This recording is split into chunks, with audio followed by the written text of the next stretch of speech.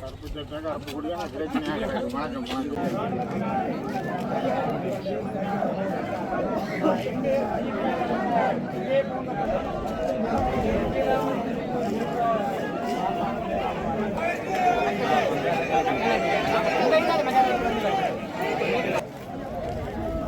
போராட வந்தாங்களோட வேடிக்கை வாதகம் வந்தாங்க கூட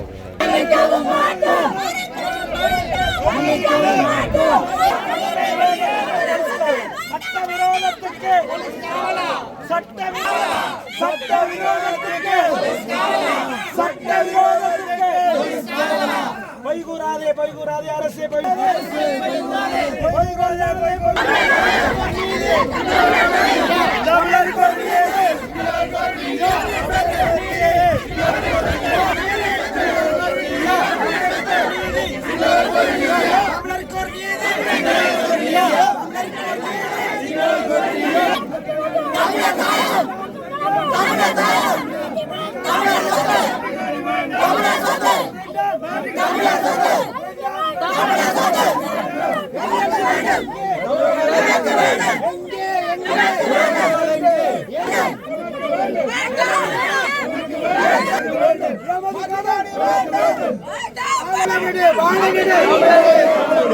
அபகரிக்காதே அபகரிக்காதே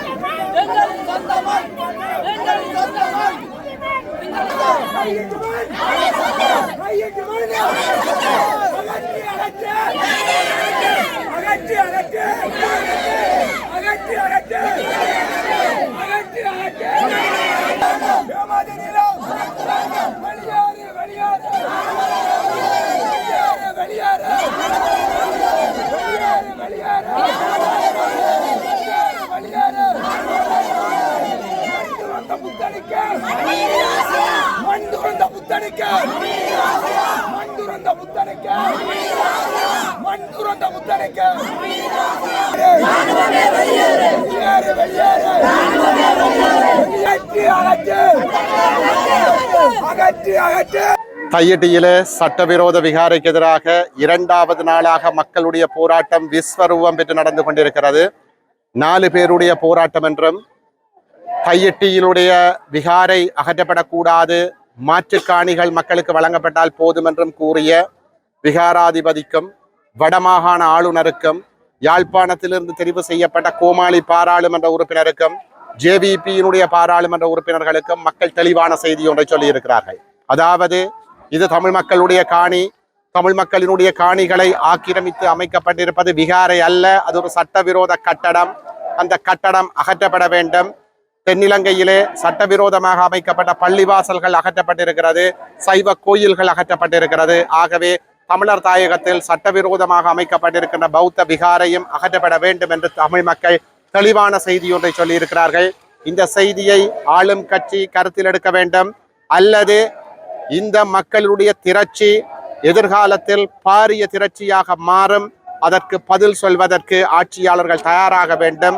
நாங்கள் பௌத்த மதத்திற்கு எதிரானவர்கள் அல்ல, பௌத்த மக்களுக்கு எதிரானவர்கள் அல்ல. நாங்கள் சட்ட ரீதியாக கட்டப்பட்டிருக்கின்ற எந்த ஒரு பௌத்த விகாரையும் அகற்ற கூறவில்லை. எமது காணிகளை ஆக்கிரமித்து சட்டத்தை மீறி, இந்த நாட்டினுடைய சட்டத்தை மீறி அமைக்கப்பட்டிருக்கின்ற சட்டவிரோத கட்டடத்தை அகற்ற கூறுகிறோம். ஆகவே எமது உணர்வுகளை சிங்கள மக்கள் புரிந்து கொள்ள வேண்டும். அவர்களும் சிங்கள மக்களும் சிங்கள புத்திஜீவிகளும் சிங்கள சிவில் பொது அமைப்புகளும் எமது கோரிக்கை ஏற்று எம்மோடு சேர்ந்து இந்த சட்டவிரோத விகாரை அகற்றுவதற்கு குரல் கொடுக்க வேண்டும் என்று வேண்டியிருக்கிறோம். கடவுள் அல்ல, சிவனொளி மாதமலை போனான், மதுரைக்கு ஏன் போனான்? புத்தகங்களை கும்பிடத்தான் போனான். அவன் சொல்லிடணும் 1000 இடத்தை சொல்லிடணும், கடவுளை சொல்லிடணும், அது தேவையில்லை. அங்க தேடி போனான். ஆனா இங்க அப்படி வந்து இல்லையே. இங்க வந்து புத்தகமா வந்து இளைஞர் சொல்ல சாட்டி சொல்ல முடியுமா? அல்ல சிங்கள மன்னர் ஆட்சி செய்தவன் சொல்ல முடியுமா? நான் இப்ப நல்லூர்ல திருமணம் செய்து இருக்கான்.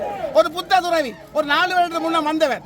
இந்த சங்கிலிய மன்னன் ஆண்ட கோட்டை நாங்கள் அதை வந்து மியூசியமா வச்சு கும்பிடுறோம். அந்த கோட்டை தன்னூரில் சொல்லி ஒரு புத்த துறவி வந்து ஒரு உறுதியை கொண்டு காட்டுற. எங்க நாங்கள் இருக்கிறோம்? எப்படிப்பட்ட சமுதாயத்தில் நாங்கள் வாழுறோம்? நான் இந்த இடத்துல வாழப்படல. எங்க நிம்மதியா இருக்க விடுங்க. இன ரீதியான மோதலுக்கு நாங்கள் வரையில, மத ரீதியான மோதலுக்கு நாங்கள் வரையில, ஒற்றுமையாக வாழும். இப்படி தொழில்தான் கடைசியில் 1000 போராட்டம் தொடங்கினது. கடைசியில் அடிபட்டது சிங்களவனும் தமிழனும் அல்ல, உலக வல்லரசுகள் சந்தமித்தது. தமிழுடைய வீரம் உலகம் அறிந்தது. நீங்க அறிவிகள் மீண்டும் இளைஞர் சமுதாயத்தை படுபாதாரத்தில் தள்ளாதீர்கள். நாங்கள் யாரையும் நம்பி, எந்த நாட்டை நம்பி, எந்த ஒரு தலைமைத்துவத்தையும் நம்பி நாங்கள் போராட்டத்தில் ஈடுபடவில்லை. சாதாரண இடியும் துவக்க தொடங்கின போராட்டம் இன்றைக்கு விமானப்பட ஆராயப்பட சொல்லி உலகமே அதிக அளவுக்கு ஆராய்ச்சிய படையடிகள் தமிழர் படை. இங்க மீண்டும் இளைஞர் சமுதாயத்தை லூசுத்தனமாக நினைத்துக் கொள்ளாதீர்கள். அவர்கள் வாழ பிறந்தவர்கள், சாதிக்க பிறந்தவர்கள். பிரிட்டிஷ் மகாராணிக்கு மேல் சொல்லி கொடுத்தவன் தமிழன். உலகம் அறியும். வல்லத்து துறை கப்பல் அனுப்பி அமெரிக்காவில் லண்டனுக்கு அனுப்பியவன் தமிழன். கடலுக்கு அழகு செய்து அனுப்பவன் தமிழன். நான் தமிழனை பெருமைப்படுத்தி கூற விரும்பவில்லை, மற்ற இனத்தில் குறைக்க விரும்பவில்லை. ஆனால் நீங்கள் செய்வது தவறு. இந்த சென்டர்ஸ் நாங்கள் அழிந்து போகலாம். இந்திய சமுதாயத்தை போராட்டத்துக்கு இறக்காதீங்க. அரசியல்வாதிகளுக்கு சொல்றேன், ஒட்டுமொத்தமா இதுக்கு தீர்வு சொல்லுங்க. அதைத்தான் என்ன சொல்லக்கூடியது. வணக்கம். வணக்கம். இன்றைய தினம் யாழ்ப்பாணம் தையிட்டியிலே சட்டவிரோதமாக அமைக்கப்பட்டிருக்கின்ற விகாரையை அகற்றச் சொல்லியும் மக்களுக்குரிய காணிகள் மக்களுக்கே வழங்கப்பட வேண்டும் என்ற அடிப்படை நீதியான கோரிக்கையை முன்வைத்தும் இங்கே காணி உரிமையாளர்கள் விடுத்த அழைப்பை ஏற்று இங்கே சிவில் தரப்புகள், அரசியல் கட்சிகள், தமிழ் தேசிய செயற்பாட்டாளர்கள் என்று அனைவரும் இங்கே ஒன்று திரண்டு இப்பொழுது ஒரு கவன ஈர்ப்பு போராட்டத்தை நடாத்தி இருக்கின்றோம். அந்த விதத்திலே மக்களுடைய காணிகள் மக்களுக்கு கையளிக்கப்பட வேண்டும் என்பதுதான் எங்களுடைய கோரிக்கையாக இருக்கிறது. உயர் பாதுகாப்பு வலயமாக இருந்த பொழுது யாருக்கும் தெரியாமல் இரகசியமாக கச்சிதமாக திட்டமிடப்பட்டு அந்த நேரம் படைகளுடைய பிரதானியாக இருந்த சவேந்திர சில்வா அடிக்கல் வைத்து இராணுவத்தாலே மறைமுகமாக ஒளித்து கட்டப்பட்ட விகாரை தான் தையிட்டி திஸ்ஸ விகாரை. அந்த விகாரைக்கென்று உரிய ஒரு காணி இருக்கும் பொழுது அந்த காணியிலே விகாரையை கட்டாமல் பொதுமக்களுடைய தனியார் காணிகளை ஆக்கிரமித்து, அதுவும் அவர்கள் உறுதிகள் எல்லாம் வைத்திருக்கிறார்கள், அதை ஆக்கிரமித்து இப்படி இரகசியமாக யாருக்கும் தெரியாமல் உயர் பாதுகாப்பு வலயத்துக்குள்ள யாரும் செல்ல முடியாது என்று பலர் கேள்வி கேட்கின்றார்கள். ஏன் நீங்கள் அப்பொழுது போராட்டம் நடத்தவில்லை, கட்டும் வரை ஏன் பார்த்து கொண்டிருந்தீர்கள் என்று. கட்ட ஆரம்பித்ததே எங்களுக்கு தெரியாது. தெரிய வந்ததன் பிற்பாடு மாவட்ட ஒருங்கிணைப்பு கூட்டம், பிரதேச செயலக ஒருங்கிணைப்பு கூட்டங்களிலே இதை பற்றி கதைக்கப்பட்டு அது தடுத்து நிறுத்தப்பட வேண்டும் என்ற தீர்மானங்கள் கூட நிறைவேற்றப்பட்டு வடக்கு பிரதேச சபையாலும் பொதுமக்களாலும் மல்லாகம் நீதிமன்றத்திலே வழக்குகள் போடப்பட்டு அந்த வழக்குகள் இன்றும் தீர்வில்லாமல் இழுபட்டு கொண்டிருக்கின்றன. இந்த கட்டுமானத்தை நிறுத்தச் சொல்லி வழக்கு போட்டு வழக்குகள் ஊடாக எதுவுமே எங்களுக்கு கிடைக்காது. இதுதான் குருந்தூர் மலை கற்றுத்தந்திருக்கிற பாடம். நீதிபதி சரவணராஜா உயிர் அச்சுறுத்தலுக்கு உட்பட்டு இன்று எங்கிருக்கார் என்று தெரியாத நிலையிலே ஒரு நாட்டினுடைய நீதிபதி வாழ்ந்து கொண்டிருக்கிறார் என்றால் அது அனைவருக்கும் தெரியப்படுத்த வேண்டும். சட்டத்தினூடாக எங்களால் எதையுமே சாதிக்க முடியாது. இது சட்ட பிரச்சனை அல்ல, இது மத பிரச்சனை அல்ல, இது தமிழர்களுடைய அரசியல் பிரச்சனை. ஆகவே தமிழர்கள் எந்த மதத்துக்கும் எதிரானவர்கள் அல்ல. எல்லா மதங்களையும் அரவணைச்சு செல்லுகின்ற இனம்தான் தமிழினம். எல்லா இனங்களையும் அரவணைச்சு செல்லுகின்ற இனம்தான் தமிழினம். ஆக அடக்குமுறை ஒடுக்குமுறை நடத்தப்பட்டதன் விளைவாக மக்கள் அதற்கு எதிராக, அடக்குமுறைக்கு எதிராக கிளர்ந்தெழும் பொழுது அதனை இனவாதம் என்றும் மதவாதம் என்றும் பூசுகின்ற அந்த கருத்தை யாரெல்லாம் பரப்புகிறார்களோ, இனவாதத்தை தூண்ட வேண்டாம், விகாரையை அகற்றச் சொல்லி மதவாதத்தை தூண்ட வேண்டாம், கலவரத்தை தூண்ட வேண்டாம் என்ற கருத்தை யாரெல்லாம் பரப்புகிறார்களோ அவர்கள்தான் மதவாதிகள், அவர்கள்தான் இனவாதிகள். ஒருவன் உங்களை ஓங்கி அடித்து விட்டால் நீங்கள் அழக்கூட உங்களுக்கு உரிமை இல்லை என்றால், அடி வாங்கி வலி வேதனையோடு இருக்கும் பொழுது திருப்பி அடிப்பது என்பதை விட்டு விடுவோம், நீங்கள் அழுவதற்கு கூட உங்களுக்கு உரிமை இல்லை என்றால், அந்த வலியை சொல்வதற்கு கூட உங்களுக்கு உரிமை இல்லை என்றால் எங்கே ஐயா ஜனநாயகம் இருக்கிறது? நீங்கள் எந்த கட்சியை சேர்ந்தவராக இருக்கலாம், எந்த கொள்கை நிலப்பாட்டில் இருப்பவராக இருக்கலாம், ஆனால் இந்த அடிப்படை விஷயம் உங்களுக்கு அடி விழுந்தால் தான் தெரியும். இங்கே காணியை கொடுத்திருக்கக்கூடிய உரிமையாளர்கள் இங்கே இருக்கிறார்கள். அவர்களுடைய காணிகள் அவர்கள் கதைக்க முடியாத உணர்வு நிலையிலே கண்ணீரோடு இருக்கிறார்கள். நான் இப்போ ஒவ்வொருவராக சந்தித்து கதைத்து கொண்டிருக்கிறேன்.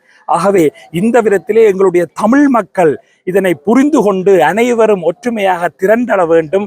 ஒரு தமிழ் தேசிய எழுச்சி ஏற்படுவதன் ஊடாக மட்டுமே நாங்கள் எங்களுக்கான விடுதலையை பெற்றுக்கொள்ள முடியும் என்ற செய்தியை சொல்லி, சர்வதேசம் இதிலே தலையிட்டு தமிழர்களுக்கு நீதியை தர வேண்டும் என்ற வேண்டுகோளையும் பொத்துவில் தொடக்கம் பொலிகண்டி வரி மக்கள் பேரெழுச்சி இயக்கத்தின் சார்பிலே வேண்டி நிற்கின்றோம். நன்றி. நாங்கள் ஐக்கிய தமிழர் ஒன்றியத்தின் பிரதிநிதிகள் கடந்த பொது தேர்தலிலே சுயேட்சை குழுக்களாக போட்டியிட்ட சுயேட்சை குழுக்களை ஒன்றிணைத்து உருவாக்கப்பட்டதே இந்த அமைப்பு. இந்த அமைப்பினராகிய நாங்கள் இன்று தையிட்டி மண்ணிலே நிற்கின்றோம். தையிட்டி மக்களின் போராட்டத்தோடு ரெண்டரை கலந்து நிற்கின்றோம். தையிட்டி மக்களினுடைய இந்த நியாயபூர்வமான நீதியான போராட்டத்திற்கு எங்களால் ஆன ஆதரவை நல்குவதற்கு இங்கே வந்திருக்கின்றோம். தையிட்டி மக்களினுடைய இந்த காணி அபகரிப்பு எந்த வகையிலும் எந்த மதத்தின் தர்மத்தின் அடிப்படையிலும் ஏற்றுக்கொள்ள முடியாத ஒரு அநீதியான ஒரு விடயம். இந்த அநீதியான விடயத்தை பௌத்த தர்மத்தின் உண்மையான பௌத்த தர்மத்தின் வழி நின்று சம்பந்தப்பட்டவர்கள் இந்த பிரச்சனைகளை தீர்க்க வேண்டும். பனியால விழுந்தவனை மாடேறி மிதிப்பது போல யுத்தத்தினாலே கஷ்டப்பட்டு துன்பப்பட்டு சொத்துக்கள் சுகங்களை இழந்து நிற்கின்ற இந்த மக்களுடைய காணிகளை இவர்கள் அடாத்தாக ஆக்கிரமித்து விகார கட்டியிருப்பது மிகவும் துன்பகரமான ஒரு விடயம். புத்தர் போதித்தது பிணி, மூப்பு, சாக்காடு ஆகிய இந்த 3 துன்பங்களிலும் இருந்து விடுபடுவதற்கு, மக்களை விடுபடுவதற்குத்தான் அவர் மக்களுக்கு போதனை செய்தார். ஆனால் அந்த வழியிலே வந்த பௌத்தர்கள் இன்று ஏனைய இன மக்களுக்கு துன்பத்தையும் சோகத்தையும் பரிசாக கொடுத்து கொண்டிருக்கின்றார்கள். அநீதியாக நடந்து கொண்டிருக்கிறார்கள்.